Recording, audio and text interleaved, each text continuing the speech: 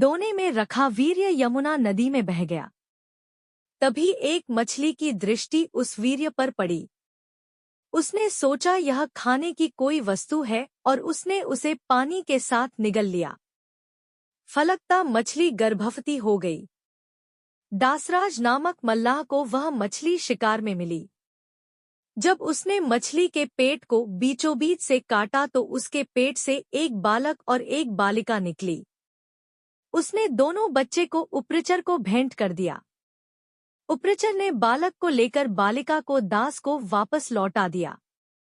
दासराज उस बालिका को अपने घर ले जाकर उसका पालन पोषण करने लगा।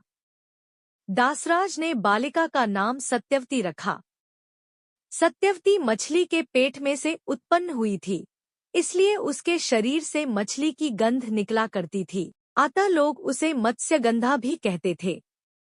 मत्स्यगंधा धीरे धीरे बड़ी होने लगी। वह बहुत ही खूबसूरत थी। रात्रि को वह अपनी नाव पर बैठकर लोगों को इस पार से उस पार पहुंचाया करती थी। एक दिन दोपहर के समय महर्षि पराशर वहां जा पहुंचे। मत्स्यगंधा को देखकर महर्षि मुग्ध हो गए। उन्होंने कहा, सुंदरी, तुम्हें अपूर्व सुख मिलेगा, तुम मेरे साथ रमन करो। तब मत्स्यगंधा ने उत्तर दिया, महर्षि, आप यह कैसी बातें कर रहे हैं? दोपहर का समय है, आसपास लोग बैठे हैं, मैं आपके साथ रमन कैसे कर सकती हूँ? पराशर जी ने योग शक्ति से चारों ओर कुहरा कर दिया। तब पराशर बोले, अब हमें कोई नहीं देख सकता, तुम निश्चिंत होकर मेरे प्रस्ताव को स्वीकार कर लो। मत्स्यगंधा पुनः बोल उठी, महर्षि, मैं कुंवारी हूँ, पिता की आज्ञा के अधीन हूँ।